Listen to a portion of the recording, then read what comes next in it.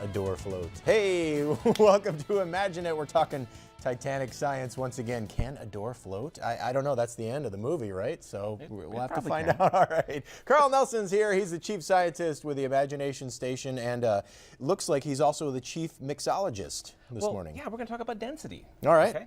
And I think most people understand density is like mass per volume. Okay, so if I take something that's relatively large but light, like a ping pong ball, and throw it on some water, floats. Sure. Okay, that makes sense. What's not maybe so obvious is that you can actually make liquids float on top of one another. That's terrific. It's got 8 different liquids here. Everything from honey to corn syrup to milk to detergent to water to vegetable oil, alcohol, all floating on top of one another. And so I want to show you how to do this. Yeah. Okay? There's a couple techniques. If you're working with some of the really heavy stuff like honey, turkey baster is your friend.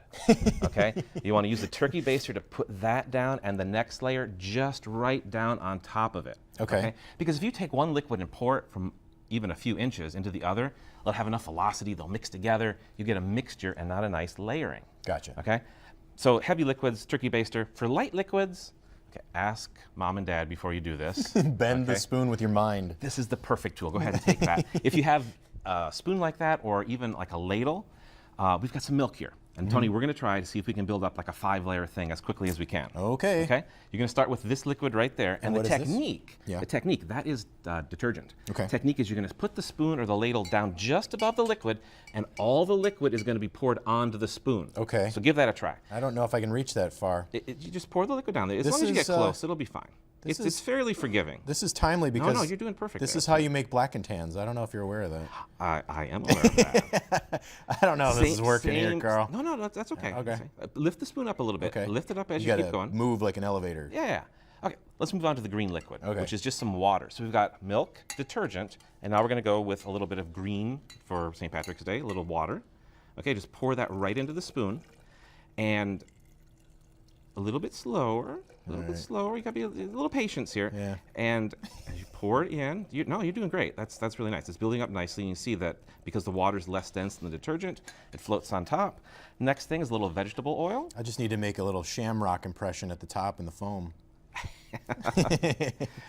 You could. You certainly could.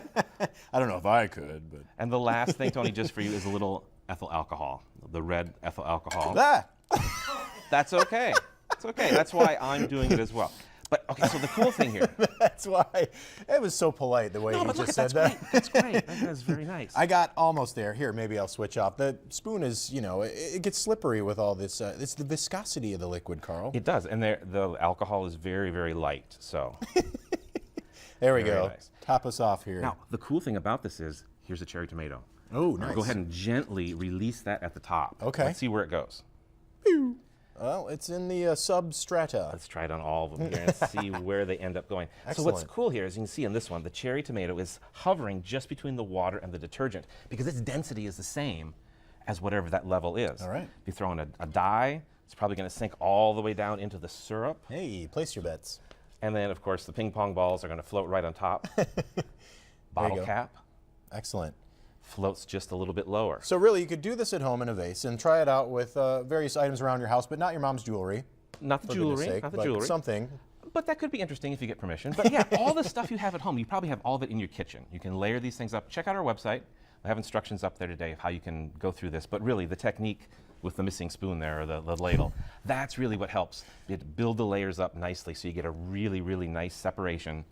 And look at that. That's just great. All right. Cherry tomato floating just above the milk. There you go. Believe it or not, this all ties in with the Imagination Station's Titanic the Artifact exhibition. You can go downtown, check it out for yourself at One Discovery Way. They're open today, and they've got that Titanic exhibition with actors there today as well. So they'll be reenacting for you, walking you through the ship's decks and talking all about it. It's really cool. Check it out. And if you're a Lucas County resident, 12 and under, you get in free today. Thanks very much, Carl Nelson from the Imagination Station. That's this week's Imagine It. We're turning it over to Dave with sports.